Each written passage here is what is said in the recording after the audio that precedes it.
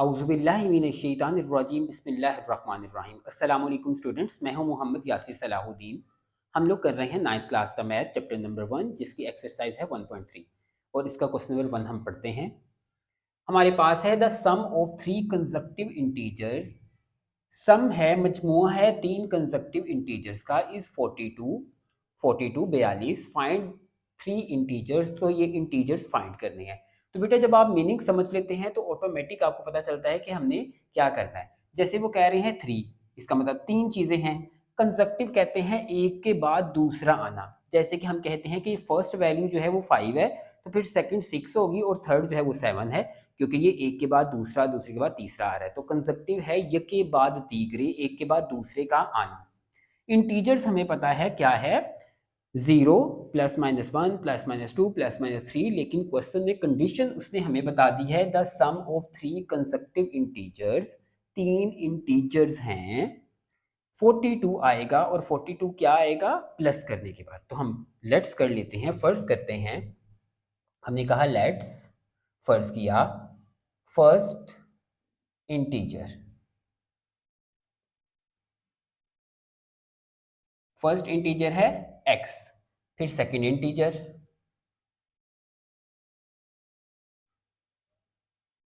Second integer x+1, third integer, third integer है x+2। तो बेटा हमने देखा कि फर्स्ट अगर हमने रखा है x, सेकंड रखा, क्योंकि हमने कहा ना एक के बाद दूसरे का आना, तो जो चीज़ होगी उसमें 1 ऐड कर देंगे ताकि सेकंड उसके बाद वाली आ जाए। फिर जो रखी है उसमें एक और ऐड कर देंगे ताकि थर्ड वैल्यू आ जाए। तो ये हमने वैल्यू बनाई। फिर हम कहते हैं अकॉर्डिंग कंडीशन, जो उसने हमें कंडीशन दी है क्वेश्चन में। क्वेश्चन में वो कंडीशन कहता है कि तीन इंटीजर्स को प्लस करें, तो प्लस करने से आता है 42। तो हमने कहा first integer plus second integer plus third integer, सबको प्लस किया तो आया 42। अब हमने कहा x x x तीनों प्लस हो रहे हैं, तो हमारे पास आ गया 3x प्लस 2 और 1 प्लस हो रहा है, 3 इज इक्वल टू है 42। अब 3 प्लस का इक्वल टू उधर जाएगा तो माइनस होगा। 3x is equal to 42 minus 3, 3 multiply उधर जाएगा तो डिवाइड, और हमने देखा ये प्लस और minus minus plus minus minus, 42 में से 3 गया तो 39। अब 3 जो मल्टीप्लाई है उसको दूसरी साइड पे लेके जाएंगे तो क्या हो जाएगा, डिवाइड। तो x इज इक्वल टू है 3 वन द 3, 3 3 द 9। अब ये हमारा आंसर नहीं है, क्योंकि आंसर तो हमारे तीन इंटीजर्स हैं, ये x की एक वैल्यू है। अब हम आते हैं, हम कहते हैं फर्स्ट इंटीजर। तो बेटा फर्स्ट इंटीजर हमने क्या रखा था, फर्स्ट इंटीजर हमने रखा था x। तो हमने कहा x इज इक्वल टू कितना है 13। फिर उसके बाद सेकंड इंटीजर, सेकंड इंटीजर हमने रखा था x+1। तो x हमारे पास आया 13, उसमें 1 को प्लस कर दिया तो कितना आ गया 14। फिर third integer, third integer x+2। तो हमने देखा x+2 का मतलब है कि x की वैल्यू 13 प्लस 2 करेंगे तो 50। तो आप लिख सकते हैं 13, 14 एंड 15 हमारा है आंसर। तो अभी बेटा हम लोग करते हैं क्वेश्चन नंबर 2। क्वेश्चन नंबर 2 की स्टेटमेंट है द डायग्राम शोज, डायग्राम जाहिर करती है राइट एंगल। राइट एंगल कहते हैं जिसमें 90 का एंगल हो। Triangle A B C, triangle A B C जो है वो राइट एंगल है जिसमें 90 का एंगल है।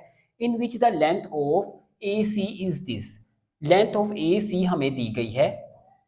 The area of triangle A B C is this, एक ट्राइंगल का एरिया जो है वो भी गिवन है। Find the length A B, A B की लेंथ जो है वो हमने फाइंड आउट करनी है।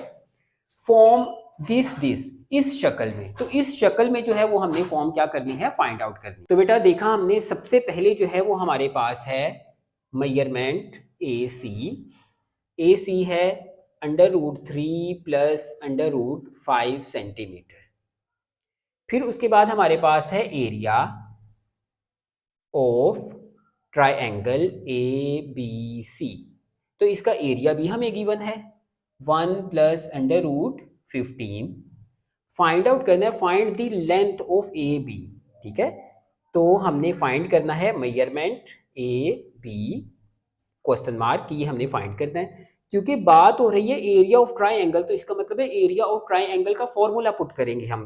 तो हम लिखेंगे area of triangle A B C is equal to, तो ट्राइंगल का एरिया का जो फॉर्मूला है वो आपने याद रखना है 1/2, ब्रैकेट भी लगा सकते हैं और मल्टीप्लाई भी लगा सकते हैं, 1/2 एल और एच, लेंथ और हाइट। समटाइम जो है वो यहाँ पे बी भी आप लिख सकते हैं कि लंबाई के साथ ब्रेथ है या लंबाई के साथ जो है वो हाइट है। अब हम देखा area of triangle A B C तो हमें गिवन है, ये देखे ना area of triangle A B C, तो 1 प्लस अंडर रूट 15 आ गया इसकी जगह पे, 1/2 एज इट इज। फिर एल हमने देखा कि फाइंड दी लेंथ, लेंथ हमने फाइंड करनी है, और एच, एच हमारे पास क्या है दिस, ठीक है, हाइट। तो ये है जी √3 प्लस √5, और साथ क्या आ जाएगा बेटा, लंबाई, लेंथ हमने फाइंड करनी है। अब देखा 2 जो है वो डिवाइड उधर जाके मल्टीप्लाई, फिर ये वैल्यू मल्टीप्लाई उधर जाके डिवाइड। तो सबसे पहले हमने कहा 2 डिवाइड उधर जाके मल्टीप्लाई, तो 2 मल्टीप्लाई हो गया 1 प्लस √15 से, ये वैल्यू ऐसी ही आ गई। 1 से कोई भी वैल्यू मल्टीप्लाई हो तो वो सेम लिखी जाती है। फिर 2 1 था, 2 प्लस 2 √15 इज इक्वल टू है √3 प्लस √5, और साथ ही आ गया इसका L। ठीक है बेटा, अब हमें देखा L के साथ ये पूरी वैल्यू मल्टीप्लाई उधर जाएगी तो क्या हो जाएगी, डिवाइड हो जाएगी। तो हम इसको क्या करते हैं, डिवाइड कर देते हैं।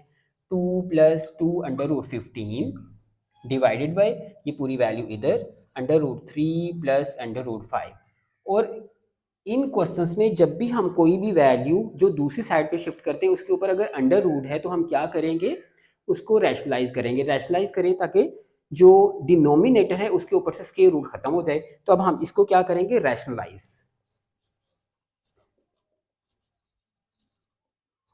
तो इसको बेटा रैशनलाइज किया। अब रैशनलाइज करने का हमें पता है कि नीचे वाली वैल्यू को ऊपर भी और नीचे भी, तो एल है, हम लिखेंगे एल इज इक्वल टू है, क्योंकि लेंथ हमने फाइंड करनी है, 2 प्लस √15, 2 प्लस 2 √15 एंड √3 प्लस √5। अब बेटा जब भी रैशनलाइज करते हैं तो वैल्यू जो होती है उसको सेम लिखते हैं, सेंटर में मल्टीप्लाई लगाते हैं, नीचे वाली वैल्यू को ऊपर बी लिखते हैं और नीचे बी लिखते हैं, लेकिन सेंटर वाला साइन जो है वो क्या कर देते हैं, चेंज कर देते हैं। अब हमने कहा ऊपर वाली से मल्टीप्लाई हुई, तो पहले 2 जो है वो इन दोनों से मल्टीप्लाई, तो हमारे पास आ गया 2 √3, फिर 2 5 से मल्टीप्लाई तो -2 √5, फिर उसके बाद 2 √15 इस 3 से मल्टीप्लाई होगा तो 2 एज इट इज, और अंडर रूट वाली से मल्टीप्लाई। ठीक है, 15 3 दा 45, फिर प्लस माइनस माइनस, 2 √15 को 5 से, तो अंडर रूट वाली से मल्टीप्लाई होगी और बाहर वाली सेम आ गई, 2 एज इट इज आ गया, 15 को 5 से करेंगे तो 75। अब ये आ गया। जब भी हम रैशनलाइज करते हैं तो हमने देखा ये प्लस में ये माइनस में, तो क्या करेंगे, फॉर्मूला √3 की पावर 2 एंड √5 की पावर 2, यानी a² माइनस b²।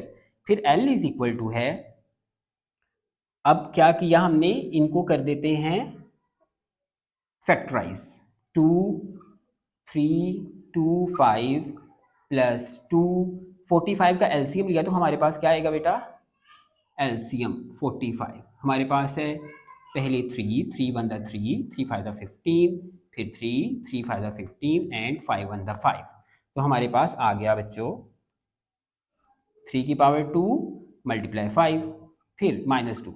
अब 75 का करते हैं तो 75 का क्या आएगा, आई होप कि आपको यहाँ पे नज़र आ रहा है सही। ठीक है, अगर हम करते हैं 3 पे, 3 2 6 3 5 15, फिर 5 एंड 5, तो हमारे पास आ गया 5 की पावर 2 मल्टीप्लाई 3।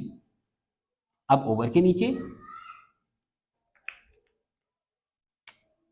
2 स्क्वायर रूट से कटा 3 -2 स्क्वायर रूट से कटा 5, तो L इज इक्वल टू है हमारे पास 2√3 as it is minus 2√5 as it is plus 2। अब ये 3 के ऊपर से स्क्वायर रूट कट गया तो 3 स्क्वायर रूट से बाहर √5 बच गया, माइनस 2। 5 के ऊपर से स्क्वायर रूट कटा तो 5 जो है वो स्क्वायर रूट से बाहर और स्क्वायर रूट में 3 बच गया। 5 में से 3 माइनस किया तो बड़ी वैल्यू का साइन और माइनस का 2। फिर हमने देखा L इज इक्वल टू है 2√3 minus 2√5 plus 2 3 the 6√5 minus 5 to the 10√3 और माइनस 2 एज इट इज। अब बेटा हमने देखा √5 में प्लस माइनस होगा, √3 में प्लस माइनस होगा, तो प्लस माइनस माइनस 10 में से 2 को माइनस कर दिया, 10 में से 2 को माइनस करेंगे तो माइनस का 8√3 प्लस माइनस माइनस 6 में से 2 माइनस किया तो प्लस 4√5 और डिवाइडेड बाय -2। अब 2 क्योंकि दोनों के साथ कटता है तो हम अलग अलग भी लिख सकते हैं और एक साथ भी लिख सकते हैं। इसके बाद बेटा हमने देखा L इज इक्वल टू ये वैल्यू आई। अब ये 2 के टेबल पे 8 भी आता है, 4 भी आता है, हम इस तरह से भी कटिंग कर सकते हैं और चाहे तो 2 को कॉमन लेके फिर भी काट सकते हैं। तो हम कर सकते हैं 2 1 द 2, 2 4 द 8 एंड 2 2 द 4 और ये माइनस माइनस प्लस, इसका मतलब ये जो 4 आएगा ये प्लस का आएगा, तो आ गया हमारे पास 4√3, फिर प्लस माइनस माइनस कटिंग होके 2√5। तो ये है हमारे पास फाइनल आंसर। तो बेटा देखा हमने अकॉर्डिंग क्वेश्चन वो हमें कह रहा था कि a√3 आए और a जो है वो क्या होगा, इंटीजर होगा। इसी तरह से b√5 आए, b जो है वो इंटीजर होगा। तो हम कह सकते हैं कि a हमारे पास जो है वो 4 है, b हमारे पास जो है वो -2 है।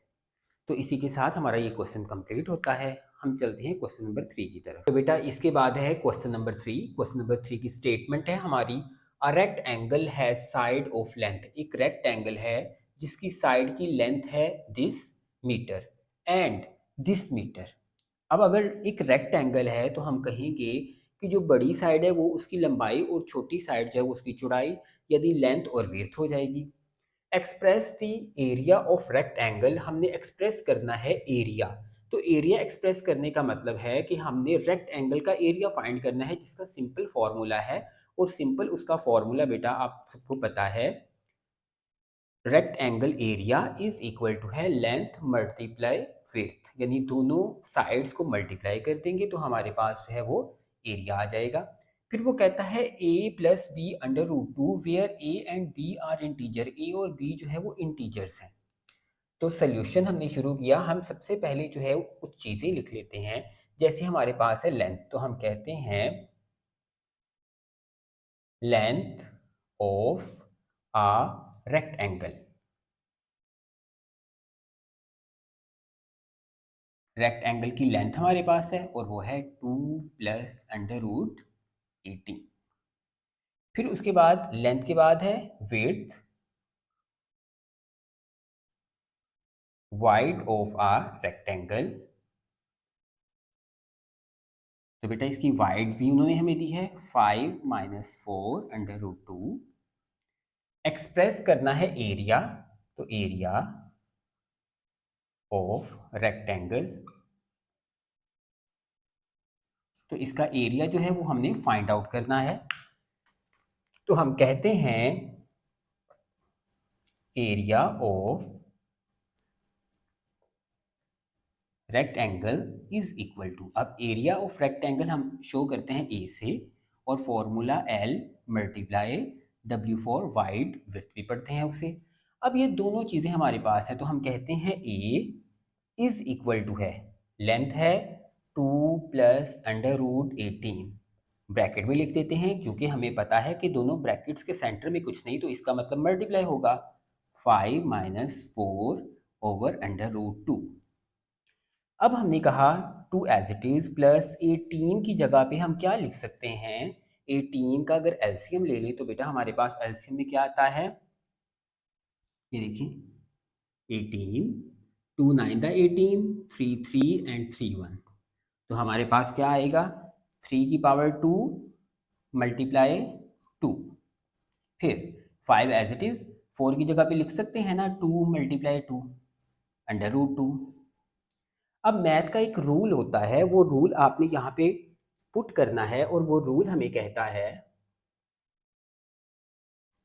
a/√a इज इक्वल टू होता है √a के। ठीक है बेटा, a/√a is equal to √a। तो फिर हम कह सकते हैं ना 2/√2 इज इक्वल टू है √2 के। ओके, तो इसके अकॉर्डिंग अब हम इस चीज़ को लिखेंगे। तो हम कहते हैं 2 प्लस ये 3 के ऊपर से कटा 3/√2, अब ये ब्रैकेट में रहा, फिर 5 माइनस, अब देखो बेटा 2/√2 किसके इक्वल है, 2/√2 √2 के।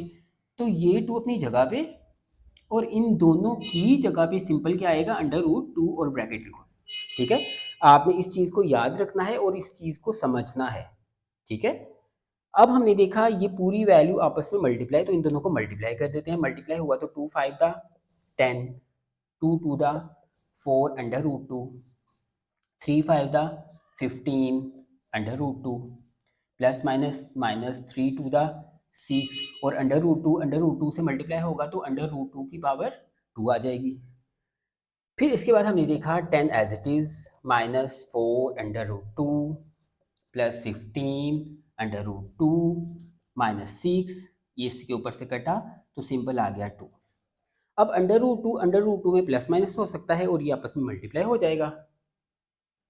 तो हमारे पास है 10 एज इट इज़,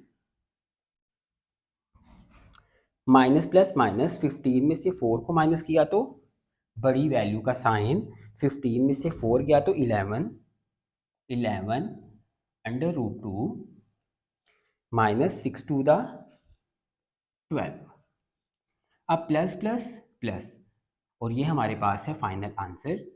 हम कह सकते हैं कि a प्लस बी √2 में है, तो a हमारे पास क्या आएगा, a इज इक्वल टू है -2 and b is equal to है 11, और ये हमारा फाइनल आंसर है।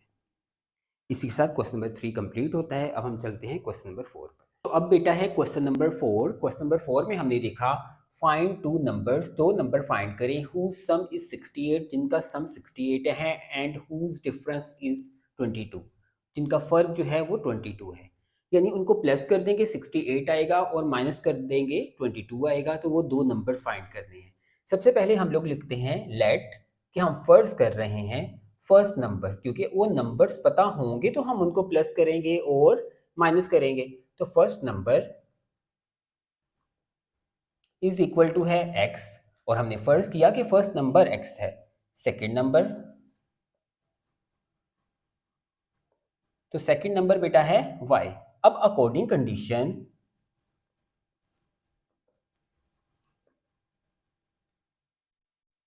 कंडीशन में वो हमें कहता है, वो हमें एक शर्त दे रहा है और वो शर्त में कह रहा है कि x प्लस वाई कर दें, यानी दोनों नंबर को प्लस कर दें तो आता है 68। फिर वो एक शर्त दे रहा है कि x में से माइनस कर दें y को तो आता है 22। इसका मतलब ये फर्स्ट इक्वेशन है और ये सेकंड इक्वेशन है। अब हम कहते हैं कि अगर हम इन दोनों को ऐड कर दें तो ऐड करने से क्या होगा, ये दोनों कट जाएंगे। तो हम लिखते हैं एडिंग। अब जब एडिंग हमने लिखा इक्वेशन 1 एंड 2, इक्वेशन 1 और 2 को प्लस करना है, तो x plus y is equal to 68, x minus y is equal to 22। अब ये लाइन, अब हमने देखा कि ऐड करना है, आप साइड पे लिख सकते हैं ऐड। ऐड जब भी करते हैं तो साइन चेंज नहीं होते। हमने देखा प्लस प्लस प्लस आ गया 2x, plus minus minus Y में से वाई चला गया तो ये खत्म हो गया, इक्वल प्लस प्लस प्लस 0 और 9। अब हमें देखा 2 जो है वो मल्टीप्लाई इक्वल से उधर जाएगा तो डिवाइड होगा, तो x इज इक्वल टू है 90/2, x इज इक्वल टू है, कटिंग कर दी तो हमारे पास क्या आ गया 45। अब x की वैल्यू आ गई 45, इट्स मीन फर्स्ट नंबर आ गया हमारे पास। तो सेकंड नंबर के लिए हम कहते हैं put x is equal to 45 in equation 1। Equation 1 में हम क्या करते हैं 45 पुट करते हैं। तो इक्वेशन 1 हमारे पास थी x plus y is equal to 68। अब x की जगह पे 45 plus y is equal to 68। y अपनी जगह पे 45 प्लस का इक्वल से उधर जाएगा तो माइनस हो जाएगा। अब इसको माइनस कर दिया तो y इज इक्वल टू है 23। तो हम कह सकते हैं first number is equal to x रखा था और x क्या आया है 45। फिर सेकंड नंबर वो हमने क्या रखा था y, और y हमारा आया है 23। ये बेटा दोनों हमारे क्या हैं आंसर। अब हम प्रूव भी कर सकते हैं। हम कह सकते हैं कि अगर हम 45 प्लस 23 करें तो क्या आता है 8 एंड 6। फिर 45 माइनस 23 करें तो क्या आता है, तो ये देखें बिल्कुल वही आ गया।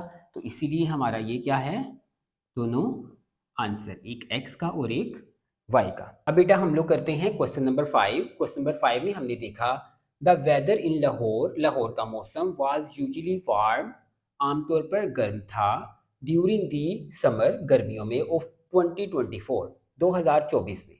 द टीवी न्यूज़, टीवी की खबरें reported temperature as high as 48 centigrade, खबरें बताती हैं कि ये 48 सेंटीग्रेड तक हाई रहा। बाय यूजिंग द फार्मूला, इस फार्मूला को इस्तेमाल करते हुए find the temperature as far scale, तो फार हीट स्केल में हमने इसको फाइंड आउट करना है। सबसे पहले जो है वो गिवन है सेंटीग्रेड में, टेम्परेचर हमें दिया गया है सेंटीग्रेड में, तो हम लिखते हैं टेम्परेचर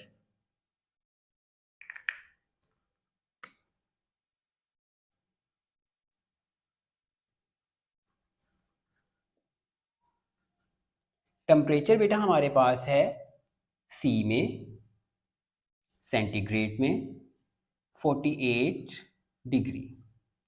फिर उसके बाद फॉर्मूला है, और फॉर्मूला हमारे पास है F is equal to 9/5 centigrade plus 32। अब इस फॉर्मूले को इस्तेमाल करेंगे और क्वेश्चन जो है वो हमारा सॉल्व हो जाएगा। तो हमने देखा, हम कहेंगे पुटिंग द वैल्यू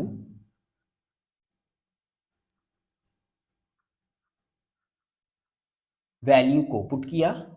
अब वैल्यू को पुट किया तो एफ जो है वो एज इट इज आ गया, is equal to 9/5 as it is आ गया। सेंटर में कोई साइन नहीं तो मल्टीप्लाई का साइन है, सेंटीग्रेड की जगह पर 48 आ गया प्लस 32 एज इट इज। अब पहले हमेशा मल्टीप्लाई फिर डिवाइड फिर प्लस, या डिवाइड मल्टीप्लाई और प्लस, क्योंकि आपने बोर्ड मैथ्स रूल को लेके चलना है। अगर आप पहले प्लस करते हैं तो आपका आंसर जो है वो रॉन्ग आएगा। तो हमने सबसे पहले किया 48 मल्टीप्लाई 9, तो हमारे पास है 4325 प्लस 32। फिर इसी तरह से हमने देखा डिवाइड करेंगे तो हमारे पास है 86.432। अब इसमें प्लस कर देंगे प्लस 32, तो ये है 118.4, और इसके ऊपर जो है वो आपने लास्ट में डिग्री ज़रूर लगाना होता है। तो ये हमने किया सेंटीग्रेड को किस में कन्वर्ट कर दिया फ़ारेनहीट में। ये फॉर्मूला क्वेश्चन में उन्होंने दिया हुआ है, लेकिन इस तरह से भी हो सकता है कि वो क्वेश्चन में फॉर्मूला ना दे, तो आपने इस फॉर्मूला को याद रखना है। तो बेटा अभी हम लोग करते हैं क्वेश्चन नंबर 6। क्वेश्चन नंबर 6 की स्टेटमेंट हमारे पास है the sum of the age, मजमुआ उम्रों का, ऑफ द फादर, वालिद की, एंड सन और बेटे की इज 72 ईयर्स है। बाप और बेटे की उम्र को प्लस करें तो हमारे पास आता है 72। 6 ईयर्स अगो, 6 साल पहले, the father's age was 2 times, बाप की उम्र 2 गुनी थी, the age of the son, बेटे की उम्र से। What was the son's age 6 years ago, 6 साल पहले बेटे की उम्र क्या थी। तो बेटा इसके अकॉर्डिंग पहले हम कोटेशंस बना लेते हैं, इसमें से वैल्यूज गिवन डेटा जो है उसको बाहर निकालते हैं जो जो हमें दिया गया है। सबसे पहले वो कहता है कि वालिद और बेटे की उम्र को प्लस करें तो 72 आता है। तो हमें तो वालिद और बेटे की उम्र का पता नहीं है, जिसमें हमें खबर नहीं, पता नहीं, हम क्या करेंगे लेट कर लेंगे। तो हमारे पास सबसे पहला आता है लेट, हमने फर्स्ट किया फादर्स एज, तो फादर की उम्र को हम क्या कह देंगे x, फिर सन्स एज, बेटे की उम्र को हम कह देंगे y अकॉर्डिंग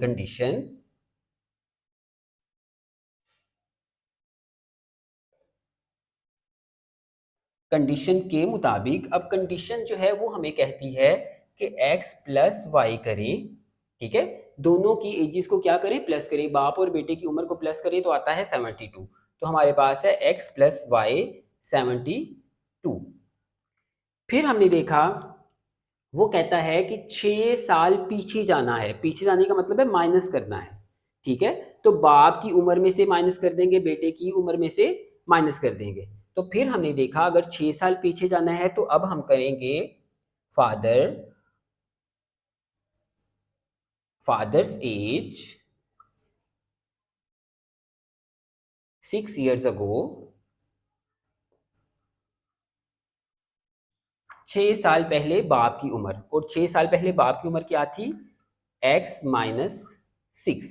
फिर इस तरह से sons age 6 years ago,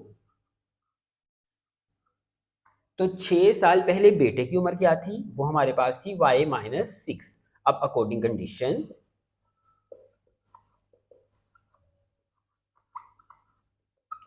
condition के मुताबिक, अब बेटा कंडीशन के मुताबिक हमने देखा कि वो कह रहे हैं कि एज जो है वो 2 गुनी हो गई, डबल हो गई, तो फिर हम कह सकते हैं हमारे पास है x-6 इज इक्वल टू है 2x-y। तो इसके अकॉर्डिंग अब हम क्या करेंगे, क्वेश्चन को सॉल्व करेंगे।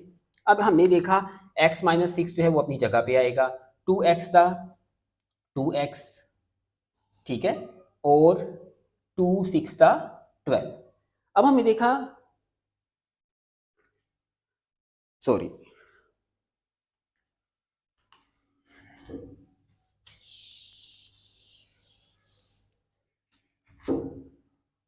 अब बेटा हमने देखा अकाउंटिंग कंडीशन के मुताबिक वो हमसे कह रहा है कि x-6 करें, ठीक है, तो वो आता है 2y-6 के, ठीक है, x-6 is equal to 2y-6 के इक्वल आएगा।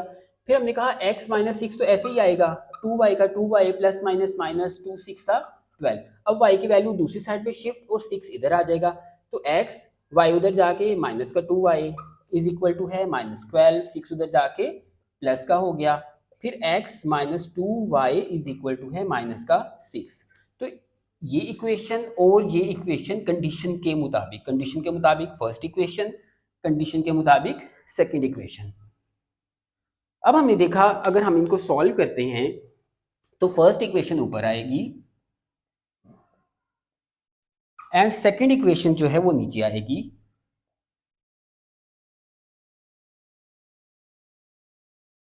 अब हम इनको करेंगे सब्ट्रैक्ट। जब भी साइन सेम हो तो हमेशा सब्ट्रैक्ट करते हैं, जब साइन डिफरेंट होते हैं तो ऐड करते हैं। सब्ट्रैक्ट का मतलब है अगर यहाँ प्लस है तो यहाँ माइनस लगाएंगे, यहाँ माइनस है तो प्लस लगाएंगे, माइनस है तो प्लस लगाएंगे। अब plus minus minus, plus plus plus, 3y is equal to है प्लस प्लस, दोनों प्लस हो गए तो 72 और 6 78। 3 मल्टीप्लाई उधर जाएगा तो डिवाइड होगा, 78 divide by 3, y is equal to है 3 to the 6, 3 6 the 18, तो y आ गया 26। अब put y is equal to 26 in equation 1। तो इक्वेशन 1 में हम क्या करते हैं, y की वैल्यू को पुट करते हैं, x plus y is equal to 72।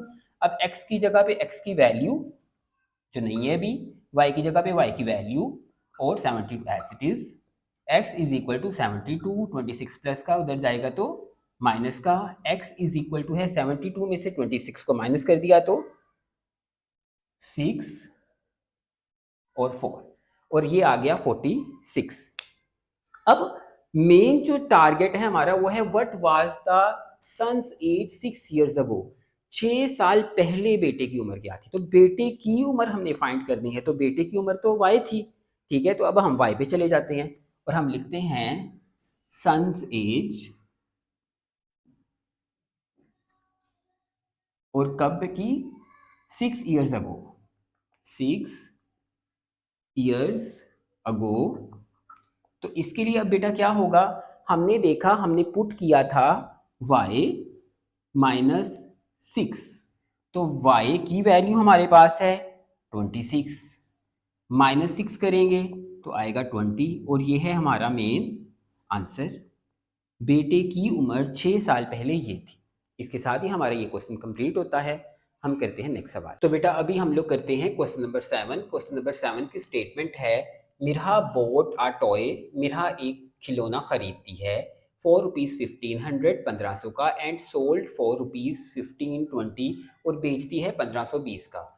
What was her profit percentage, उसका प्रॉफिट क्या है परसेंटेज में।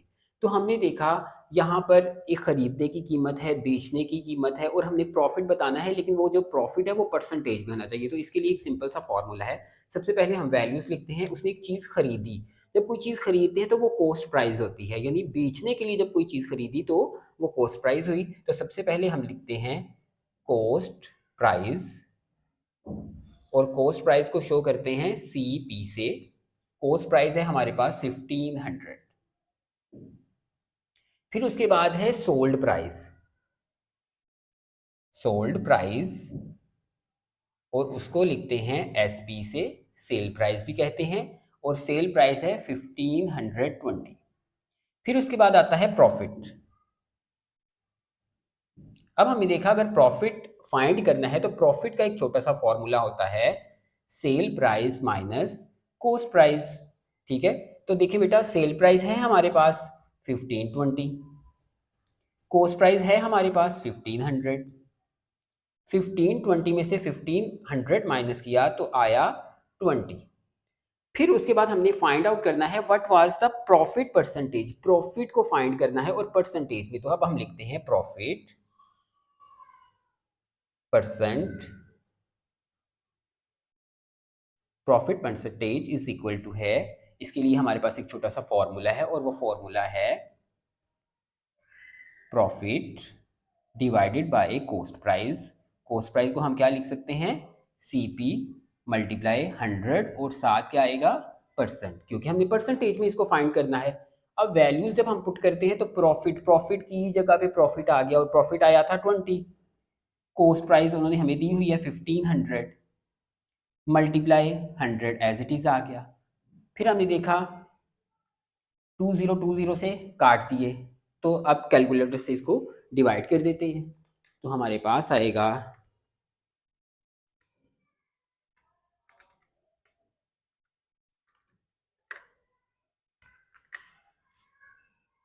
1.33%। तो ये हमारा है प्रॉफिट परसेंट आंसर। अब हम करते हैं नेक्स्ट क्वेश्चन नंबर 8। तो बेटा अभी हम लोग करते हैं क्वेश्चन नंबर 8। क्वेश्चन नंबर 8 की स्टेटमेंट है, the annual income of Tayyab, Tayyab की सालाना आमदनी इज ₹9,60,000, 9,60,000 है, while the exempted amount is ₹1,30,000, और वो अमाउंट जिस पर टैक्स लागू नहीं होगा उसको एग्जम्प्टेड अमाउंट कहते हैं, वो है 1,30,000। How much tax would he have to pay, वो कितना टैक्स अदा करेगा at the rate of 0.75%, 0.75% rate है, और इस रेट पर वो कितना टैक्स अदा करेगा। तो हम देखते हैं उसकी एनुअल इनकम। तो हमने लिखी annual income is equal to है 9,60,000, एग्जम्प्टेड अमाउंट, और ये अमाउंट वो अमाउंट है जिस पर टैक्स लागू नहीं होगा। एग्जम्प्टेड अमाउंट है 1,30,000, टैक्स रेट है हमारा 0.75%। तो बेटा हमने देखा सबसे पहले तो हम उस अमाउंट को माइनस कर देते हैं जिस पर टैक्स लागू नहीं होता। तो हमने कहा हमारे पास 9,60,000 माइनस 1,30,000 इज इक्वल टू, तो हमारे पास माइनस करके आया दिस अमाउंट। अब ये वो अमाउंट है जिस पर टैक्स लागू होगा, जिस पर टैक्स की अमाउंट लेंगे। तो अब हम लिखेंगे tax amount is equal to this value 830,000 multiply 0.75, और परसेंटेज का क्या आता है हमेशा ओवर के नीचे 100। अब हम कर सकते हैं ना, 20 को 20 से काट दें तो इस वैल्यू को आपस में क्या कर देते हैं, मल्टीप्लाई। तो हमने देखा मल्टीप्लाई करके 8300 मल्टीप्लाई 0.75, तो हमारे पास आ गया 6225 और साथ क्या है, रुपीज़। ये बेटा हमारा है आंसर। अब हम देखते हैं क्वेश्चन नंबर 9। क्वेश्चन नंबर 9 में है find the compound markup. Compound markup find करें उन ₹3,75,000 फॉर 1 ईयर, एक साल के लिए इतने अमाउंट है। एट द रेट ऑफ 14%, उसका रेट जो है वो 14% कंपाउंडेड मार्कअप एनुअली, सालाना का ये मार्कअप है। तो कंपाउंड मार्कअप फाइंड करना है।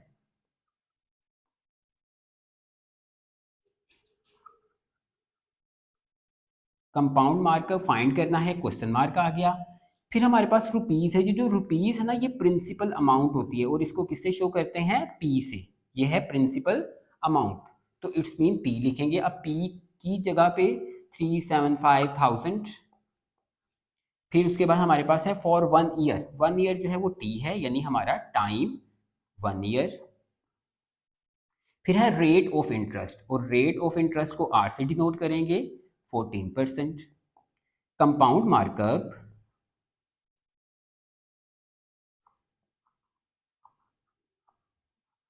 Is equal to, compound markup का फॉर्मूला होता है हमारे पास पी आर टी। ठीक है बेटा, compound markup is equal to P R T.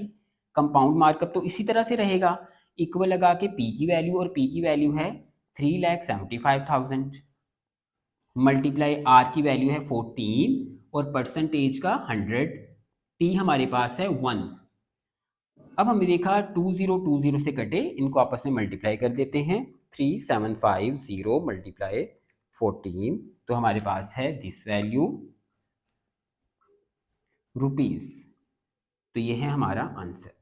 इसके साथ ही ये एक्सरसाइज ख़त्म होती है। मुझे इजाज़त दीजिए। अल्लाह हाफ़िज़।